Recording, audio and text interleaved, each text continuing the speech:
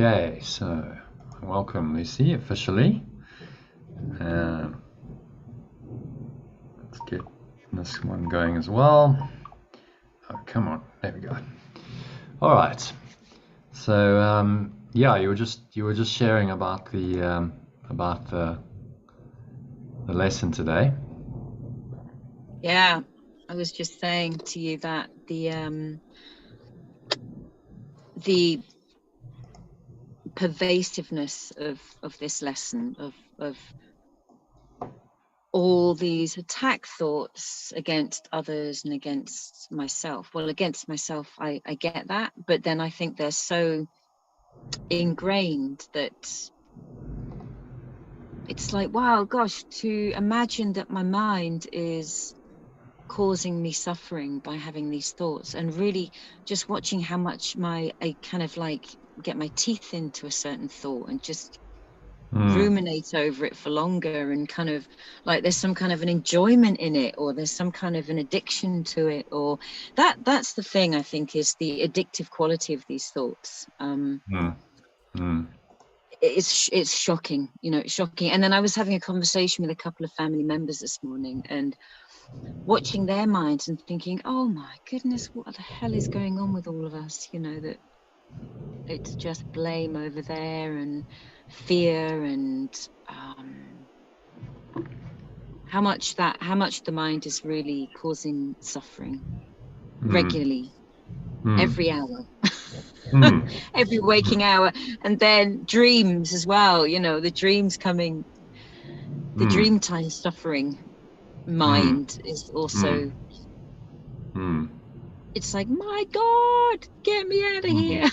Because even in your dreams, things are sort of not going right a lot of the time. It's like, absolutely. And then I even became lucid last night in one of my dreams, and I thought, right, it was like going into a room that had no doors and allowing myself to be sort of seduced by the spirit that was in that space, and just letting myself go with it. And it wanted to hurt me, kind of just watching that play out as well. And I became lucid in the dream, in the sense that I recognized I was choosing. It was like, okay, what am I going to do? Am I going to walk out, go back out, or do I just go into the fear? Do I go into the fear of this spirit being in this room? And it's like, a magnetic spirit of darkness just pulling me in.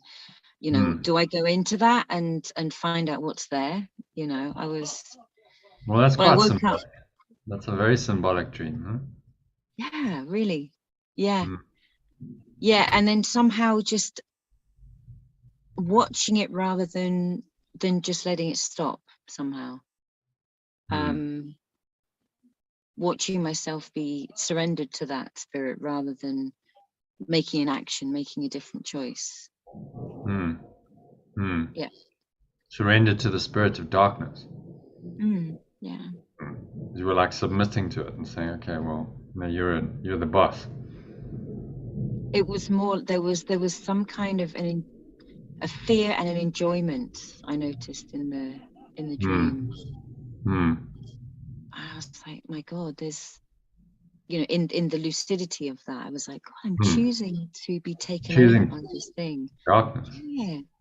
Choosing darkness. And there's a strange joy in just, or maybe just kind of facing the fear somehow. I mean, it didn't conclude, there wasn't a conclusion to the dream. So I was left when I woke up thinking, oh wow, that's quite interesting, sort of the allowance of that playing out in my psyche. Yeah. Oh, it's all good. You're seeing, like, it means you're uncovering things. Do you have these kinds of dreams regularly, or was this just since you started this process? Not regularly, but I have had those dreams before. Yeah. Yeah. I mean, I've had dreams of kind of dark spirits in houses. I've had those dreams before, and somehow, oh shit.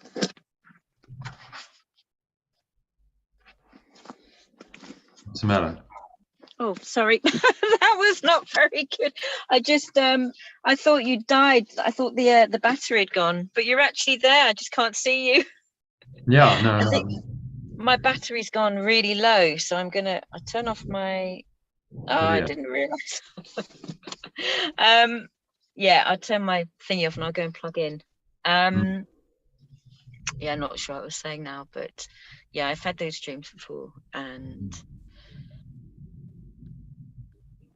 yeah, somehow I get away, but somehow I'm pulled in, or I go in, or I'm seduced. I'm seduced by that energy somehow. Yeah, it is. It's a seductive. The darkness, you know, we wouldn't still be here if it didn't have some kind of seductive power. Yeah. Seemingly, I mean, we give it the power. Yeah. Our minds give it that power, but there's something that attracts us to pain, suffering, and sickness and death, which, you know, Jesus says at some point, this makes absolutely no sense at all, because it doesn't really. But you know, it's a resident program. This is the program that's running the human mind most of the time, unless you've consciously gone on a path of you know, spiritual growth, actively doing this kind of mind training. And there's not that many paths that do this to this extent of really watching your thoughts, really being willing to call them for what they are, and then actually doing mind training exercises to let them go consciously, you know, and progressively. Every day it's another lesson. It's like, okay, a little bit more of, you know, this thought undoing takes place. So it's quite a demanding, I would say. It's a demanding path. You need to really be willing to look at all your thoughts and see it all for what it is, and it's quite shocking, as you said, but necessary. So yeah, if you like, should we have a look at the lesson? Yeah, I'm just going to go and plug in. My screen's gone completely dark, so I can't actually. My screen's gone dark. How interesting is that? So if you could start it, that would be great, Jono, and I can join in a bit. Once I've plugged in, you can. Yeah. No, that's sure. So I'm going to share my screen. Okay, so today's lesson is my attack thoughts are attacking my invulnerability. It's short and sweet and to the point. So let's hear what Jesus has to say about it. He says, it is surely obvious that if you can be attacked, you're not invulnerable. You see attack as a real threat. That is because you believe that you can really attack. And what would have effects through you must also have effects on you. It is this law that will ultimately save you. But you are misusing it now.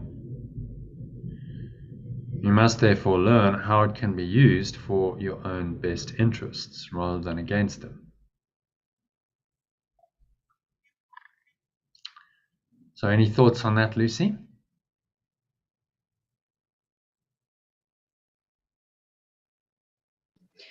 Well, I think it just always comes back round to the choice. And I guess my response to that is, well, if I just keep choosing Holy Spirit, then will my mind retrain? Will it be retrained through my choice? You know, is there, sorry, somebody banging. Is that the way? Is that the only way? You know, like consciously, keep choosing, keep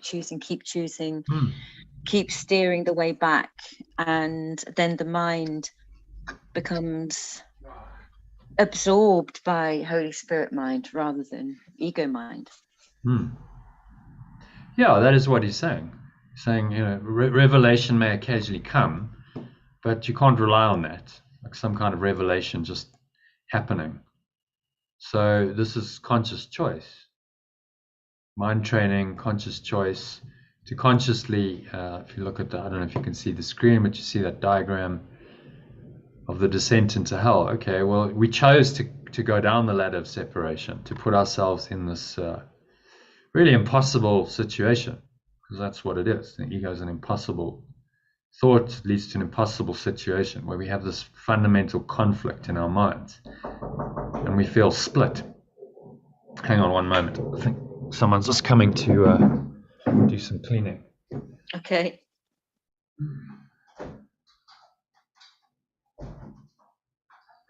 Afternoon. How are you doing? Yeah, well. Did you bring my bath mats back? Yes. Okay. I took them out and washed them, then I took them. Yeah, okay.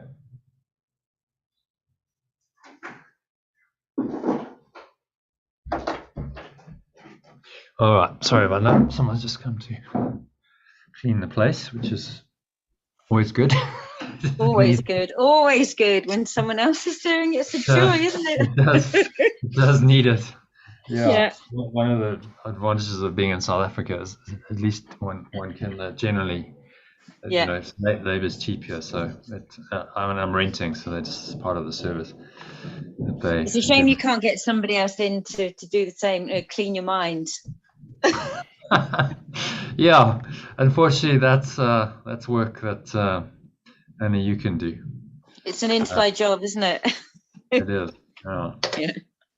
And it does require a lot of willingness, because you're so entrenched. See, what Jesus is saying here is that attack is the foundation of your identity. That's what he's saying. An attack thought was the foundation of the ego. We, in a moment of incredible stupidity, decided to attack ourselves, right? Attack our own identity and say, no, I'm not love. I'm something else. That's an attack on the self, on God, if you like. And so our entire identity, which is then the foundation of a world that we've invented as a projection of that self-concept, is based on an attack thought. Well, no wonder the reality that we seem to live in is so full of attack, because that's the foundation of it. And this is what he's trying to get us to see. And he's saying, look, the only way out of this is if you really look at these thoughts, start with your attack thoughts, and be willing to let them go. Because if you continue believing in attack, you continue believing in guilt and fear and sin. It's all part of the same thought system. Attack is an aspect of it, the outward projection of an inward condition of guilt and sin and fear. You know, these are all bound up together. And so you must let these go. Otherwise, the thought system of the ego perpetuates, and you carry on in the red scrum, in this crazy illusion based on a tiny mad idea of attack. Attacking that which is perfect and pure and formless and beyond attack. No, we thought we could attack it. And then believe that thought, and then lo and behold, invent an alternative reality based on that thought. So it's very, very deep-seated, which is why it's quite shocking when you start seeing like what's actually going on here. I think something Jonna shocked me this morning. I stayed with a friend and woke up, and she said that her son, who's about 10, has been becoming incredibly anxious about this war situation, Ukraine-Russia war. And you know, wisely she said she's just holding these you know, just these very loving thoughts towards her son and towards his mind being free of this. but to be so young and so anxious, and I'm really conscious of the whole situation over the last few years, with children becoming very anxious about, their parents being really anxious about masks and vaccines and illness and and somehow the assaults from somewhere, from the collective mind, really damaging the minds of children. Well, that's his program. A 10-year-old came in. So we come in with karma. We come in with guilt and sin and fear, and then it plays out. So then, war in the Ukraine, which doesn't directly affect the UK and probably never will, he's getting anxious about because it's like, oh, there's war. So he's seeing threat, anxiety, fear, and threat go hand in hand. He's seeing some kind of threat to his well-being. Maybe he's very sensitive and he's going, well, people are going to die. And so there's this thought system of threat that's manifesting as fear in him, because fear and attack go hand in hand. I think when the early programming, particularly, I suppose, in this area, there's a lot of conscious parenting around, really increasing children's awareness of community and caring for each other and looking out for each other. And my sense in this situation is that he's really aware of the wider community, and that his fear is extending beyond his own small community into the global community. Because at school they learn a lot about climate change and our responsibility as humans to everybody, to each other. And so whilst it may not directly influence him, it's like that sense of his belonging in the world, and how could this happen? I think just the shock of how could this even happen somewhere? Like how there's a lack of sense somehow in it. Yeah, and he's coming to terms with this insane world. It's like, this stuff happens all the time. Yeah. Unfortunately, war is hardly a new thing in human society. In fact, I don't think there's ever been a time where there haven't been wars. There's always something going on, isn't it, around the world? Someone's always fighting someone else. I don't think human history has ever had time where there's no war anywhere.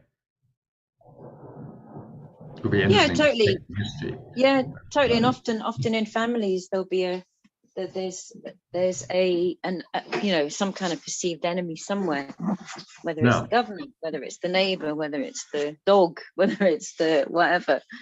It's well, it's conflict, interpersonal between family members. We know about that. Interpersonal conflict, and then one family, people have group stuff. So then they go, well, it's our family versus another family, or our family versus versus the world, or another split now is the vaxxers versus the anti-vaxxers.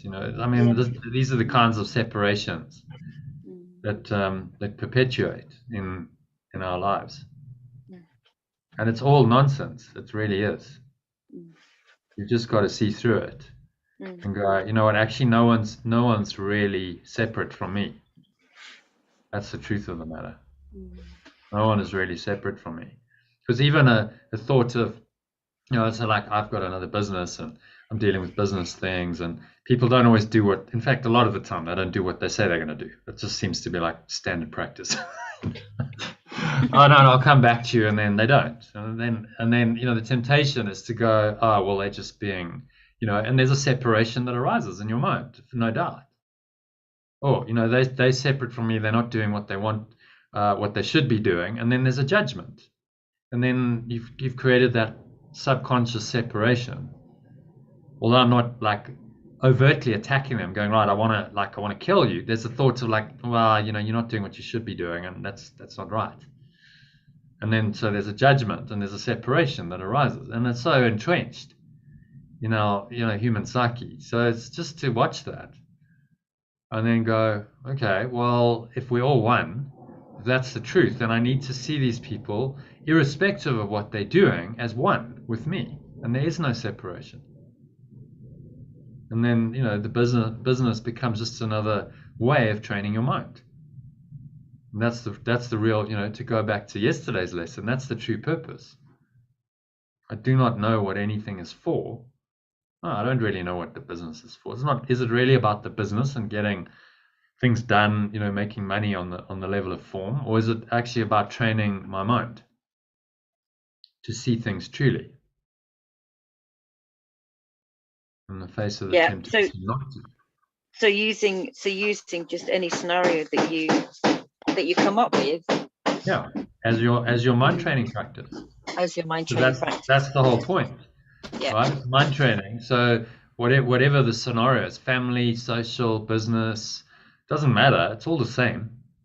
It's all we're dealing with the same thought system, just aspects of it playing out in, you know, in different situations in your life. And the tendency is to try and make exceptions. I noticed the other night with Richard, he was like, I don't know, this is business. This is somehow different. No, it's not different. It's exactly the same. It's all part of one thought system. And so you're busy, you know, busyness, that's where it comes from. You're busy with what? You're busy with pursuing ego goals. You're busy with a mindset that's actually taking you nowhere, really, if you just follow the logic of the ego. Oh, no, I've got real goals here. I want to try and do things, you know, I want to try and add value, and I want to try and change the world. But you're not really changing your own mind. As he says, seek not to change the world, but seek rather to change your mind about the world, primarily. So he says, where's the point of focus? Is it on changing my own mind, or is it on the external? If it's the external, then you're missing the point. Then the ego's hijacked your mind again. And guess what? You're in a thought system of attack. That thought that you know, you are somehow dependent on this external world, even if you, well, I want to change the external world, is an attack thought. You just attacked the sovereignty of your true mind. And said, no, there is actually something outside of my mind that can now affect me and harm me, and things can go wrong, and that creates fear and stress.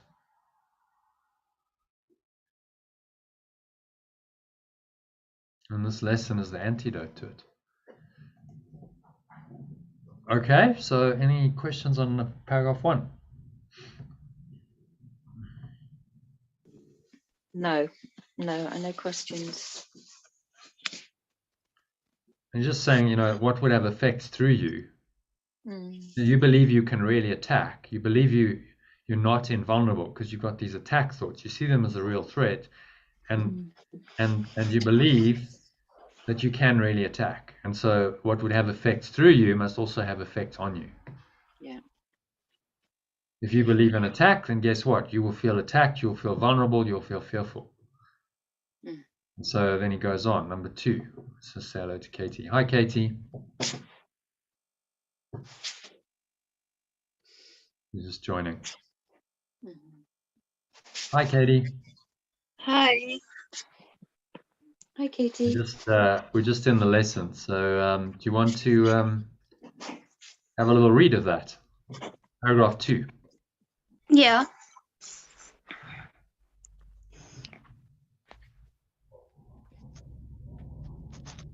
Because your attack thoughts will be projected, you will fear attack. And if you fear attack, you must believe that you are not invulnerable.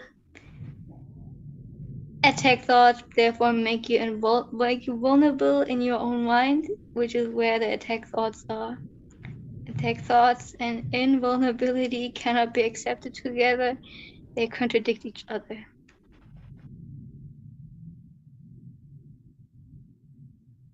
Okay. So anything stand out for you there?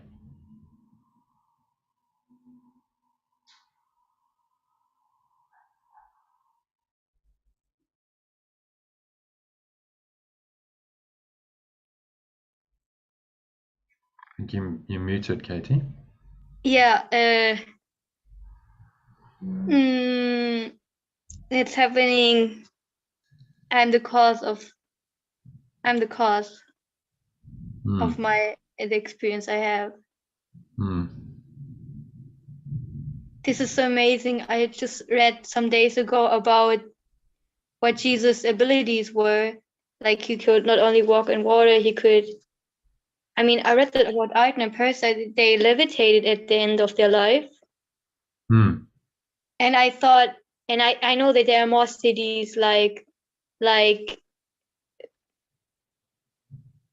teleportation and telekinesis and blah blah blah, and it's only possible because this is our dream, and Jesus was like, he was so aware of it that he could play with the elements like children with toys. Oh, Hmm. storm, be quiet. Hmm. Like that. Hmm.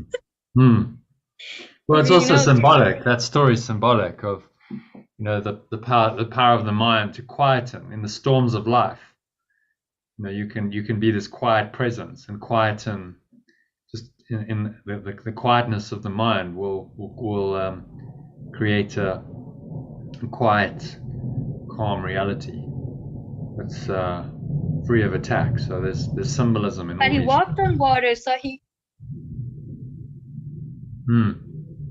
do you Well, think he didn't walk I on believe water? it. Do I you mean, think it there's was a symbol? well, it is. Huh? It's all symbolic. I mean, all of these stories are symbolic. Ultimately, the real thing is not, But oh wow, Jesus is so special because he walked on water. The real message is, no, that presence of the Christ, of the awareness of who you really are, calms the storms of life, and no matter what's going on, in that presence, you are saved. That's the symbolism. That's the real I message. think cities exist, and I don't think that I don't want to. My intention was not to say that he's special. My intention was to say that he knows that it's a dream, and because of Hmm. that, he could walk Hmm. on water. And like Gary Renard, when he was teleported into another situation, another place, Hmm. I think he wrote that it happened. So that shows me that we are really making this dream up, and we can anything, we can play with it when we are open, like Hmm. when we're just open Hmm. and forget. Yeah, it's the idea of in the Matrix, it's demonstrated because at the end, Neo's like, okay, I see the code, and I'm not bound by the laws of time and space anymore. I can transcend them. That's the idea. But you have to, these are the foundational lessons. If you still believe in attack thoughts, then you're very much bound by the thinking of the world, and you can't transcend these laws because the world seems to be an attack on your mind. Yeah, I think these experiences like teleportation and raising the dead and healing sicknesses, yeah, that it's not possible when I'm feeling attacked. No. So it happens when the mind, is free, and then I think a lot of these things just happened. That Jesus isn't necessarily intending; he's just in that presence, and then it just happens. People, he's unconsciously changing the quantum field. It's just in that presence so much that it's like the spirit of oneness just flowing through him, and creating such a kind of impression in the quantum field that things just happen. Miraculous things just happen. The energy, and he's like, I don't know necessarily know how that's happening, but it is happening. He said to the one lady who touched his cloak, he said, well, it is your faith that's made you well. I haven't done anything. It's your own faith in this power which she sensed in him, and she believed it. That makes her well. So he activated people's minds and belief, and so there's a whole belief system comes around him that this is all possible. People started believing in miracles, and then guess what? Because there's belief, that's how it works. Then there are miracles. In our scientific materialist world, miracles are not supposed to be allowed because they deny that entire thought system, and we've all been well schooled in it. We trained in that thought system, which is really it's a religion. It's the modern religion is scientific materialism, as Rupert Sheldrake points out. And that is a very limiting belief system. And Lucy, you mentioned this 10-year-old who's fearful, and they're teaching them fear. They're teaching them, oh, the world's a dangerous place, climate change. I mean, that's an interpretation. Honestly, the whole climate change thing, you're interpreting, you're telling us that there's a cause, we are the cause, you're telling us that, but there's no absolute evidence for that. So why even go there? Well, because there's an agenda, just like there's an agenda behind COVID. There's an agenda to control the mind. You go, oh, no, we need to be very fearful. If you simply said, well, this is a natural cycle. The Earth's been through periods of cooling and warming. We're going through another period of warming, and it's got much more to do with a natural cycle than us. But then the fear and the control dissipate because actually, we're just in a natural cycle, and that's how it is. I'm not overtly fearful. I think the one is not. I thought a good way would be to say, okay, our negative thoughts cause us to be unloving. Being unloving with ourselves cause us to be unloving with the world, and it's a natural effect that then we will produce a situation in which the earth looks not loving, not beautiful for us. And then, because if we say, oh, it's a natural cause, people will say, okay, then whatever, then I can do anything what I want. And it's like, okay, then I can get uncomfortable and say, okay, you create this. And the good thing is Holy Spirit is responsible for correction. We don't have to feel guilty. Still, we are the creator. I think that would be like something I would like to teach children. Well, I think focus on what they can control. Focus on their minds. Okay, so don't fear. This is important to teach them. Fear is not a healthy emotion. Attack thoughts are not healthy. And yet that's what we're teaching our children in school.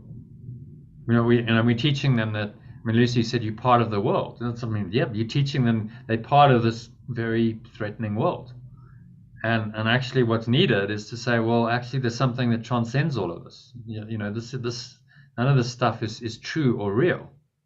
But that's unlikely to enter the school curriculum anytime soon, because it's a total unwinding of the entire egoic thought system, and they're being trained in that. So that little boy needs to be taught, no, there's something that transcends all of this. Like actually, none of this really matters in truth. Because if you make the world matter, then fear is inevitable. The world is a projection of your own attack thoughts. So of course you're going to feel fearful if you make it real. Inevitable.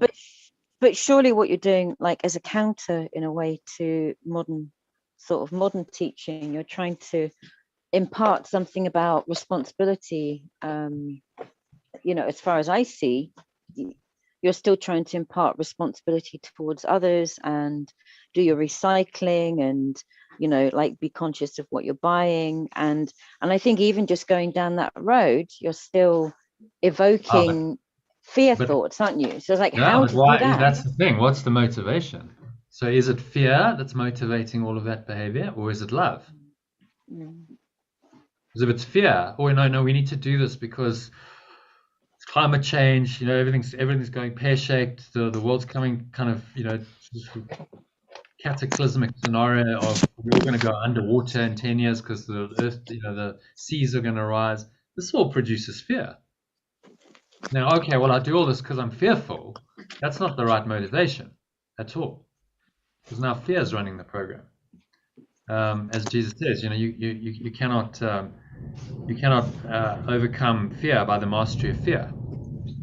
You must only love can do that. So you could do the same thing. Say, okay, yes, I'm feeling the love, I'm feeling connection, I'm feeling the oneness. So yeah, I should be responsible, and I should take care of other people and the environment. It's an expression of my love. I'm not doing it because I'm fearing that the world's going to come to an end because of climate change, or it's the wrong motivation. You see that? And of course, Well, the ego's thought system wants to use the fear. It likes it. It'll engender fear continuously because it makes you feel vulnerable, makes you feel attacked and vulnerable. but isn't it kind of built in though? If you start to talk about being careful with resources and being careful with how you dispose of things, that are like, how can you do that without there being some kind of a feeling of what happens if you don't? There could be. No, you could give that to the Holy Spirit completely and say, I'm doing this in love. This action is done in love. There's no fear. I'm doing this because it feels right to do. It feels expansive. It feels joyful. This is part of my caring, my loving. I'm loving others. I'm loving the whole, the collective when I do this. And I'm not scared of consequences if I don't do That's it. like how can God love us with not knowing about this dream? He just loves. How can Spirit help me without buying into my belief that there is climate change? How can He still help me to eat my food without believing that I need food? Yeah, and it's tricky because the ego is so entrenched that it wants to come in and go, oh no, but then there's fear, and you notice it pulls at you, it tugs at you. But what he's saying is you can live entirely without fear. That is his call to us, to say you can live entirely without fear. You don't need to act from fear. In fact, you shouldn't be acting from fear, because any action from fear perpetuates a thought system of attack and fear, which is not helping you. It's not helping anyone. And as you say, a lot of these actions we take, we so-called being conscious, but they're based on fear, if you're honest. So is that really conscious, to do these things from a place of fear? And of Course in Miracles, Jesus is saying very clearly not. You want to undo the attack thoughts. Remember, the whole point is not to fix the world. Right? I think too many people are like, no, we want to make the world a better place. No, the whole point is to change your mind. That's the whole point. Right? So use the situation to change your mind. Yeah, that's helpful. That's helpful. If you can get rid of your own attack thoughts and your fear, and you can really come from a place of love, that is the most profound mind change you can ever have. That's what he's trying to facilitate here. And if you really are that love, and you really are the light of the world who's transcended fear, then the world changes accordingly. You can have a huge impact on the world and on people by being just the presence of love and showing them that this is possible. And what you do from there, you guide it. Maybe you recycle, maybe you don't. I don't know. It just depends on what you feel is right.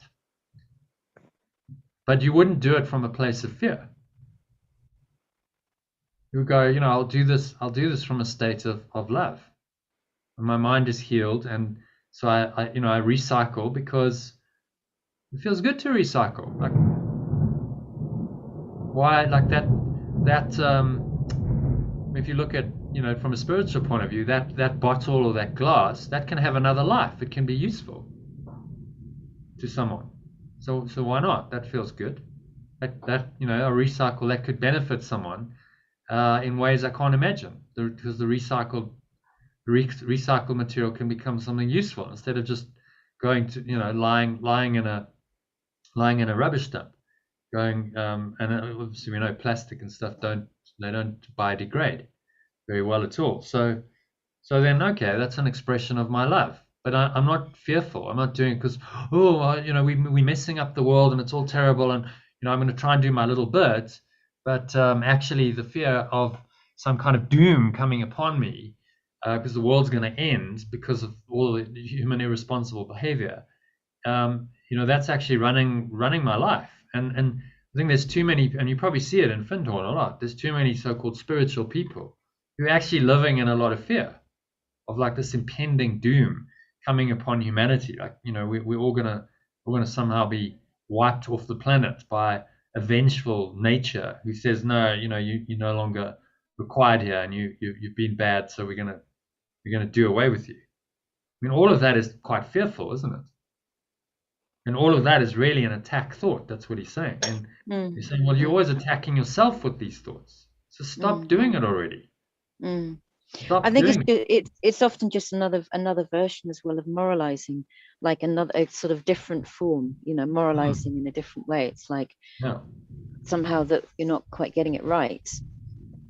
Unless ... And then it's sort of never ending because you sort of can't ever make it right.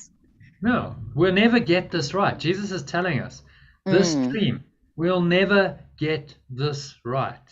He's saying, give it up. You're never going to get a thought system based on attack and fear and guilt and sin that is false. You're never going to get it right. So stop trying. And what a relief that is when you can really accept that message. So, oh, thank God I don't have to fix this place. Because we're all trying to like fix it up. We're fixing our lives. Well, maybe I can fix the world. Maybe we can make it all better. You know, we can create heaven on earth. Forget it. It's never going to happen. This is not heaven. It's the opposite of heaven. Heaven lies in another domain, another dimension.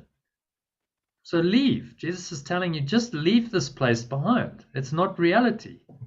Get out of here. It's not the truth. And you're never, ever going to make it work. Doesn't matter how many lifetimes you have. I mean, look at humanity's been around, who knows, several 100,000 years, maybe longer on this planet. It's like, have we really fixed anything? Honestly? All of our striving, all of the technology, it's like we think we're so clever. Have we fixed anything? We fixed any of the major problems? Suffering, sickness, pain, death. Those still go on in heaps. Our society's laced with them. So have we fixed up anything? Not really. There's a better technology. It's really coming from superiority. Like God is not strong enough to deal with it, so I have to deal with it, and God left me alone, so I have to deal with it. He's punishing me with the stupid world he made. And he didn't do it, and we are not really here. Yeah. So making that world real by thinking about global climate change and these things. All these things make the external world real, don't they? Yeah. I'm more real than God. It's like that. This climate change is more real than God. I am more real than God as a body. And that's why I have to deal with this. And that's all this attack. He's talking about these attack thoughts.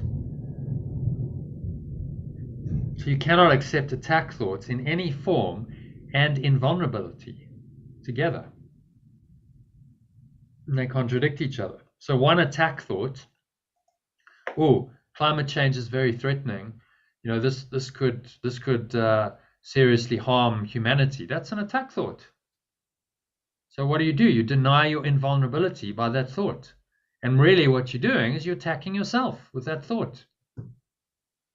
Well, and also it's a kind of loop, isn't it? Because you're saying those people out there, all those people are responsible for my suffering and for my mind, because there are people in America, for example, like so many people who are overusing resources, and there's such a large amount of people. It's kind of like like a loop that you can't get out of, because you're seeing those people or that nation as being so enormously big and overwhelming that it's like there's no end to that kind of thought.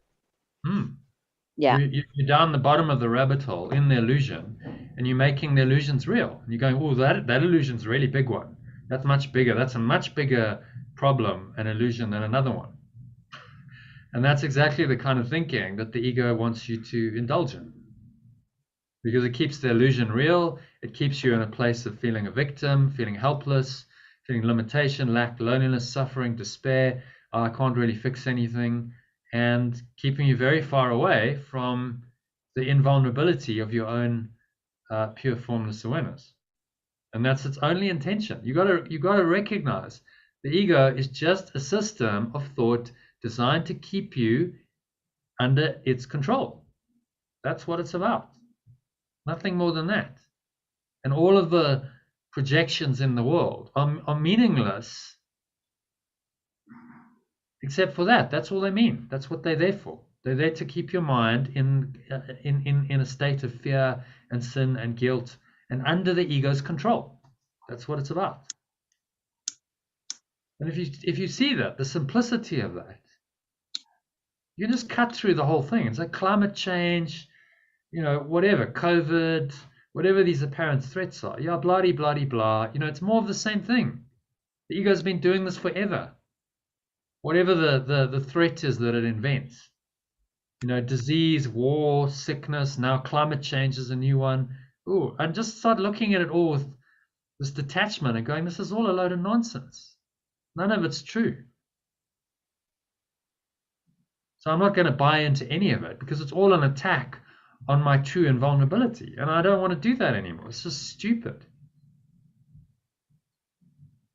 Why would I continuously attack myself? And how can I possibly expect to be happy if I continuously attack myself with my own thoughts? The total insanity of the thought system just becomes clear. So drop it all. The whole thing is just a load of nonsense. And you're not trying to fix the world or save the world. You're trying to save yourself and the other minds in the world. From the world. Right? Let's not try and fix up an illusion. Let's just leave it. Leave it behind. That's what this teaching is about. You're not trying to fix the world and make it into a better place. You're trying to leave it. Just leave all the problems behind in the illusory quagmire that they are. Just transcend them. Okay, so should we do number 3? Lucy, can you read the screen now?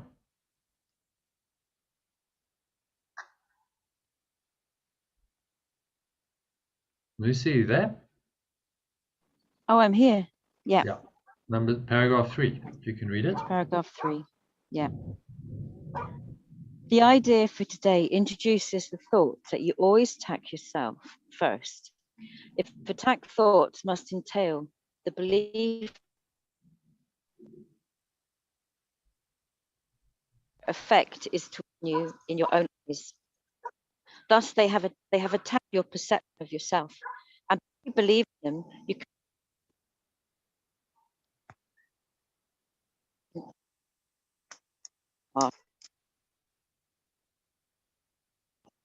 So any thoughts on that?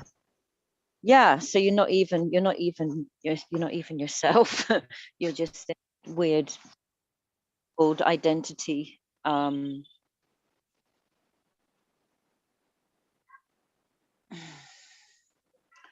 it's just that you always attack yourself first. So you always attack yourself first. The attack thought is never really going out in the way that you think it is. It's like, oh, I don't want it like a hot potato. I'll just throw it over there. It's like, no, at the moment it comes in, it hurts you, it harms you. And then you must be vulnerable. If you're attacking yourself, if you're having the thought, you are just body, a super vulnerable with very flesh, this very weak, this weakness, and a poor little thing. We're just poor things in the world. Yeah, well, there's the victim. Remember, the ego's lowest self-concept is the victim. Oh, poor me, I'm the victim of this cruel, unfair world that's attacking me all the time. That's where it wants to keep you. Which is a total denial of the true self that's invulnerable and pure and holy and sinless and complete. And that's all that's going on here. The ego's just trying to convince you that this little red box, which it wants to keep you in, is true. And the entire world is a projection of the mind to convince you that this is true, that this self-concept is true. It's so simple when you get it.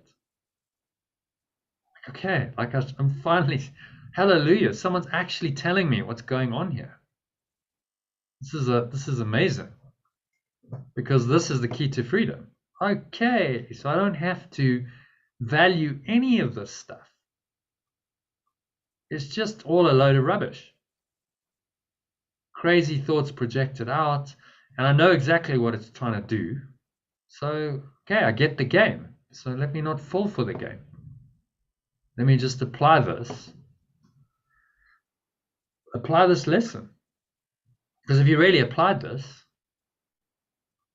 it's a game over for the ego. Each lesson is enough to undo the entire thought system.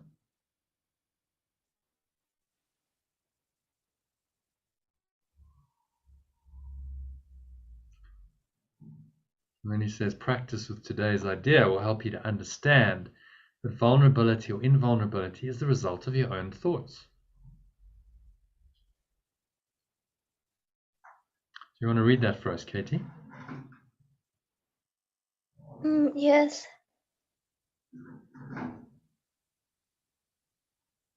Practice with today's idea will help you to understand that vulnerability or invulnerability.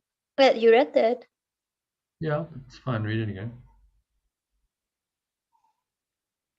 Practice with today's idea will help you to understand that vulnerability or invulnerability is the result of your own thoughts. Nothing except your thoughts can attack you. Nothing except your thoughts can make you think you are vulnerable. And nothing except your thoughts can prove to you this is not so.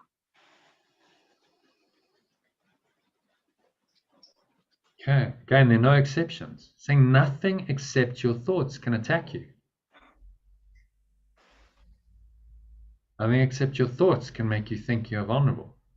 It's not climate change, it's not COVID, it's not what your neighbor's done, it's not what your daughter, your son, your partner, your lover, your spouse, your business partner, your whatever. Nothing except your thoughts can make you think you are vulnerable. And nothing except your thoughts can prove to you this is not so. So he's placing the power squarely back. I mean, this is responsibility, isn't it? Responsibility to manage your own thoughts. That's the true responsibility. That's what kids should be taught at school. You are responsible for your thoughts.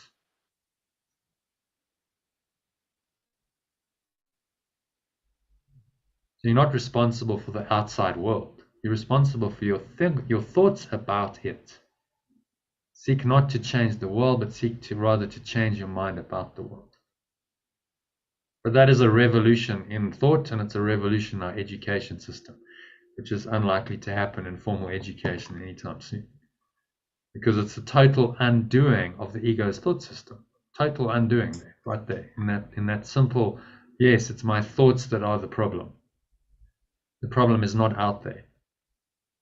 The problem is in my mind. I have as David Hoffmeister says, I have a fundamental problem, and that is my perception. I have a fundamental perceptual problem. And I can only address that in my mind. It's my own thoughts, it's my own perceptions that are the problem. It's not the world.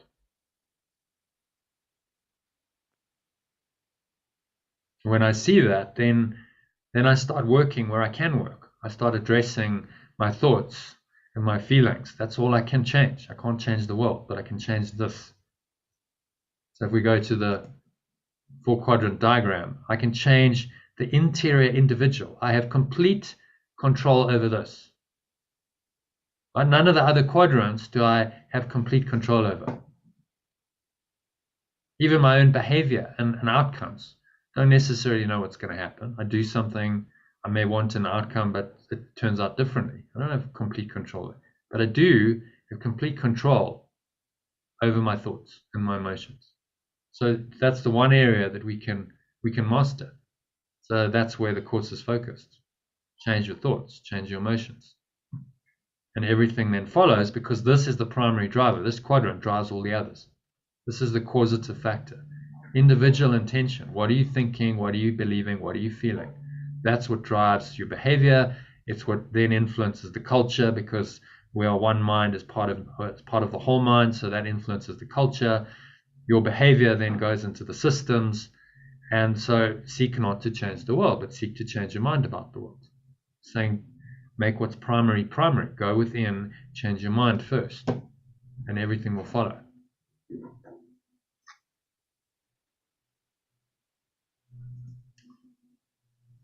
Okay, so any questions on this lesson? No, I don't have any questions, John, but just the word that came up was, I roger that. It's like, oh God, yeah. That it's true. I just want to write that on the wall. No, you've got to remember it, because it's so tempting to go, oh, but there is an external world and that's affecting me. And so now it's outside in. Oh, it's the behavior and the systems that I'm not in control of that's affecting me. And then I feel vulnerable and I feel attacked because I think there's this external world that's continuously threatening me. And that's so deeply entrenched in our psyche. Yeah, it is. It's like people, I mean, I hear people saying, if I can only just get a good night's sleep, if I can just sleep, at least I know I have a few hours of respite from this craziness. Because sleep is then, you go unconscious, and even in your sleep, you're dreaming. So the answer is to just wake up from the dream, right? Of this crazy thought system that isn't true. And somebody say, okay, none of this is true. Thank God for that. Thank God none of this is true. I mean, if this is true, if the ego's world is true, it's just a total nightmare. We're stuck in hell forever if the ego's world is true. Going nowhere at all, just going, from birth to death, trying to fix a world that's never going to be fixed. I mean, what a desperate, lonely, awful reality. So see it for what it is. Okay, this is what the ego's made up, but thank God it's not true. And there is a way out. There's an escape hatch, and Jesus is giving it to us. Thank God there's actually someone who's done this and who can tell us how to do it. And he's detailed it in a course, a written course that you can study and you can practice these ideas. And he's given us like very clear instructions. He's given us the escape route out of this nightmare. And that's something to feel very grateful for. And now with technology like this, we can study this, and we can speak to each other from thousands of miles apart and connect and share and help each other to do this. I mean, amazing, just like amazing. That's just quite awesomely amazing and miraculous and incredible. And that's the only real purpose for this technology we've invented. Like, we now have the ability to connect and share and communicate in a way that wasn't possible before, even 20 years ago. So what a tool for awakening. Like, we can all wake up together out of this crazy dream using the technology we've invented.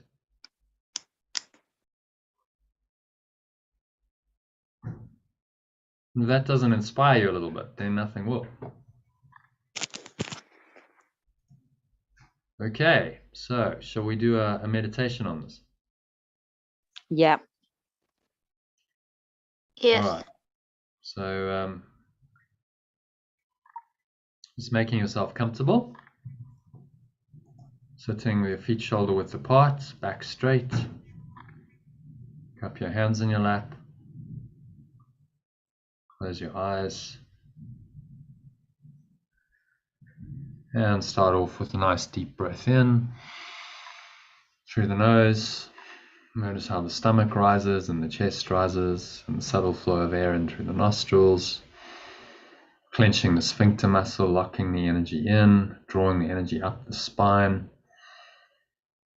into your heart center. Put one hand on your heart, connecting with your heart space.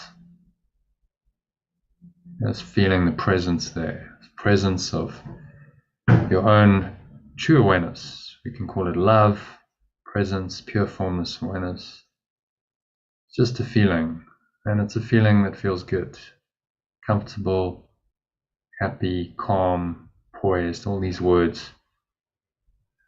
can be used to describe it, but in the end it transcends all of them. So just breathe into that feeling, let it arise in your heart, draw it up the spine into the crown of your head. Feel that warm wave of energy rising up the spine. So maximal inhale breath. Now just repeat today's idea to yourself. My attack thoughts are attacking my invulnerability. And then review any unresolved questions in your life whose outcomes are causing you concern. So whatever the situation is, whatever the concern may be, may take the form of depression, worry, anger, sense of imposition, of being controlled, fear, foreboding, or just continuous preoccupation with the problem. So any problem that's not yet settled in your mind and tends to occur in your thoughts is a suitable subject. So just pick one to start with. Just breathe into that. Create some space, some awareness in your mind with the breath, and then name the situation specifically. Say, I'm concerned about whatever it is. Now go over every possible outcome that's occurred to you in that connection, which has caused you concern. Going to each one quite specifically. So you say, I'm afraid this will happen. I'm afraid that will happen. And just list as many distressing possibilities available for each situation as you can think of. Maybe there's 5 or 6, maybe there's more. Breathe in, top yourself up, just create the space, the awareness to do this exercise in. So look at these situations honestly. Just cover them in detail. Go into the outcomes. So as the list of anticipated outcomes for each situation continues, you may find some of them, especially those that occur to you towards the end, less acceptable. Okay, so some disasters arising in your mind, but just try to treat them all alike to whatever extent you can. So now after you've named each outcome of which you're afraid, tell yourself, that thought is an attack upon myself. And exhale, have a sense of just the relief of recognizing this, because in the recognition you can let go of the power that that thought seems to have over you. So you can just drop it into the nothingness that it really is. It's blowing it all away with the breeze of your breath into the nothingness that it really is. Pull the lower stomach into the spine, expel the last remaining air out.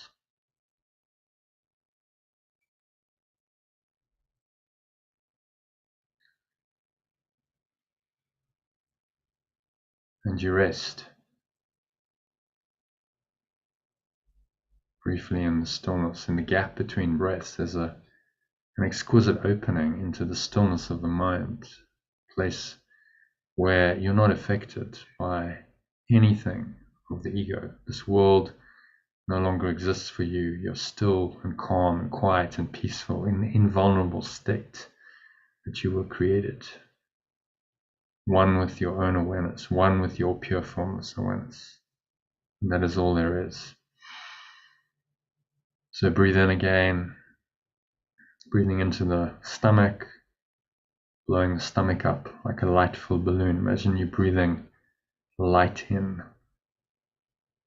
to every pore, every cell of your body. Draw that light up the spine, clench the sphincter muscle, feel this light rising up into your heart center. Put one hand on your heart and then draw it up into the crown of your head, pausing at the top of the inhale.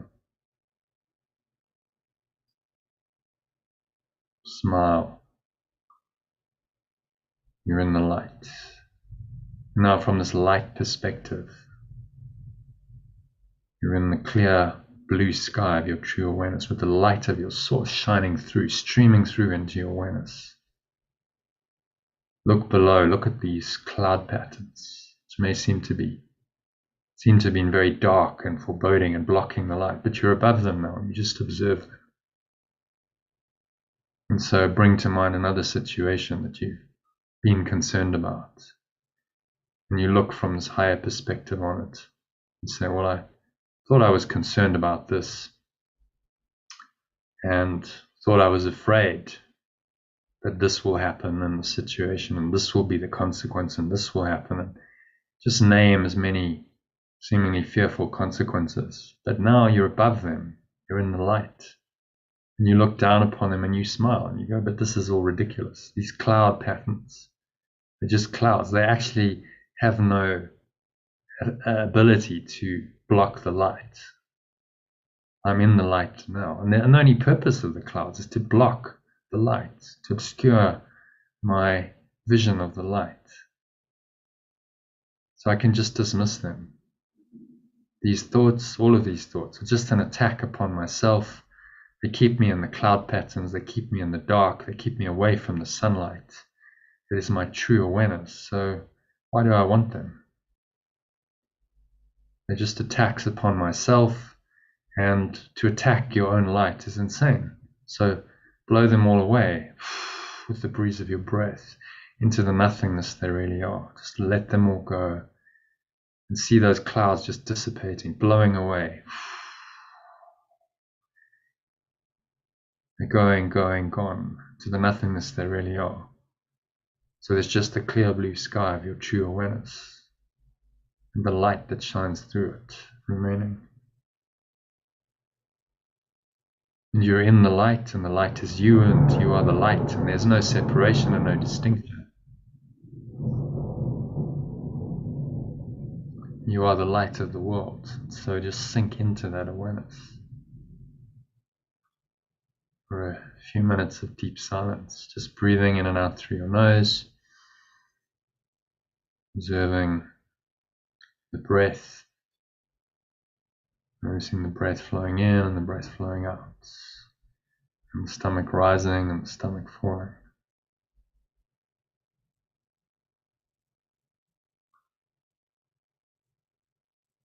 Bring your mind into the present moment, so no thoughts, just pure formless awareness, just an awareness of the light, who you really are, arising in your mind, in your heart. It's all encompassing.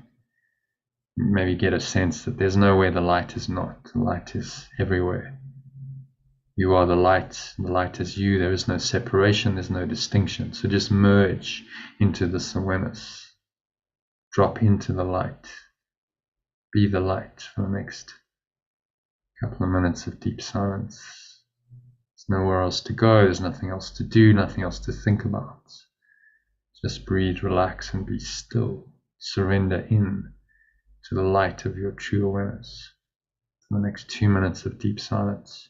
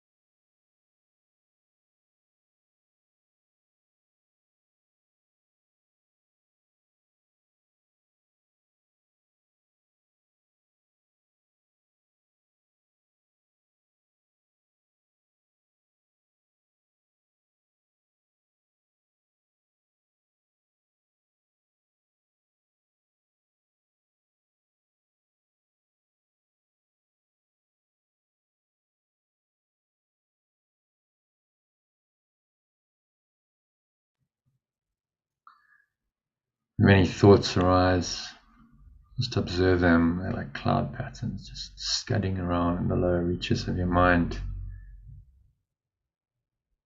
Particularly if there's any anxiety, concerned about anything. So I seem to be concerned about whatever it is, name it. Any outcomes that you're afraid of, name those. I'm afraid this will happen. So, but that thought is an attack upon myself. I'm afraid this will happen, but that thought is an attack upon myself. And so on until you've dropped all of it to the nothingness it really is. Blow it all away with the breeze of your breath into the nothingness it really is. So there's just the clear blue sky of your true awareness, pure formless awareness, and the light of your source shining through it. And just immerse yourself in that. Appreciate and experience this for another couple of minutes of deep silence.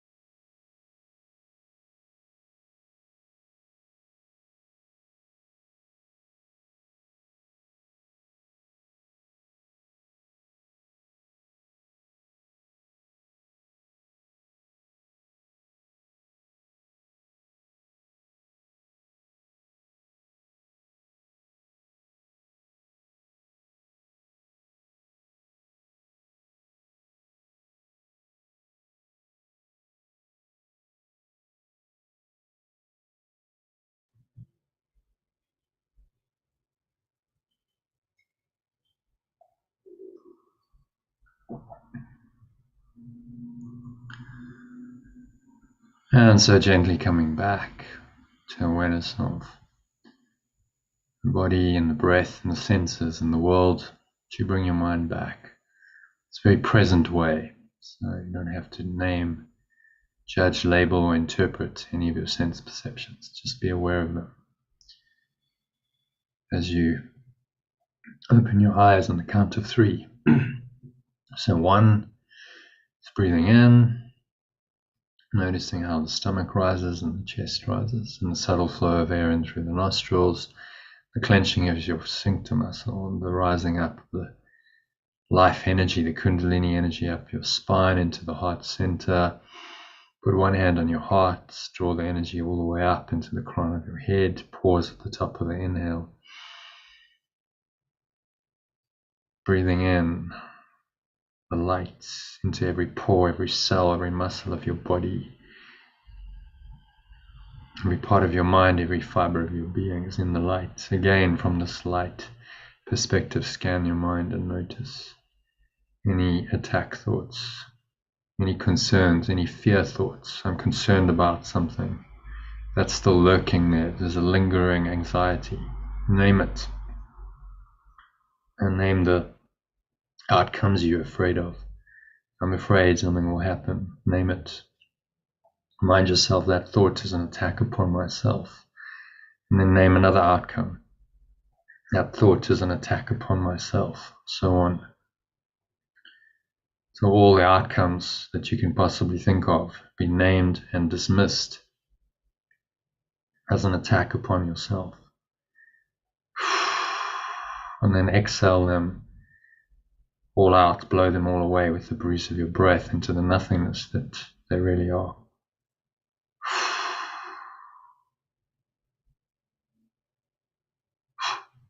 Pull the lower stomach into the spine. Expel the last remaining air out.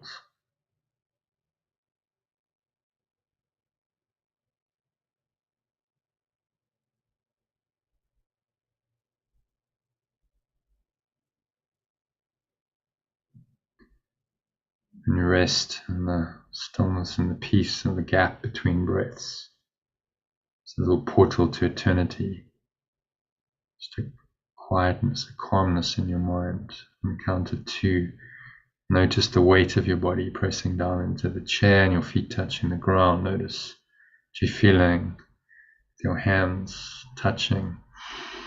Breathe in, notice any smell in your nose, any taste in your mouth. Notice what you're hearing.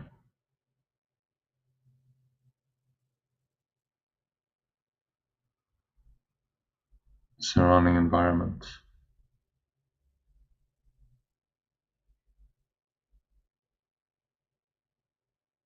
Noticing all these things from this very still, calm, and surrendered state of mind.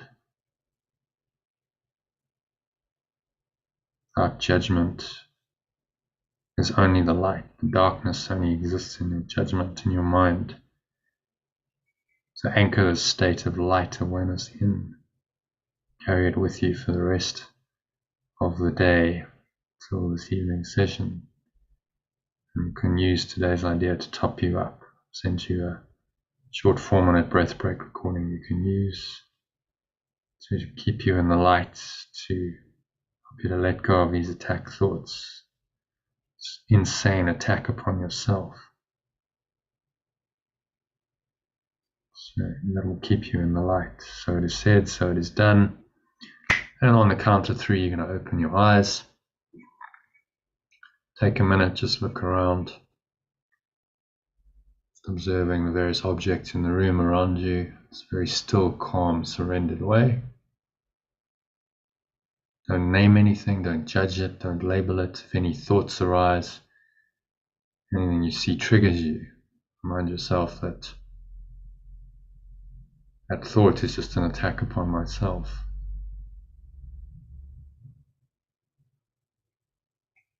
And then to conclude this practice period, just repeat today's key idea one more time, that my attack thoughts are attacking my invulnerability. Remember that until this evening session, to keep you in the light, which is what I wish for you. That brings us to the end of today's meditation and the session. So thank you, Kati, for joining us. Thank you to Lucy. She's left us, but hope you enjoyed that, and I hope to see you a little bit later. Namaste.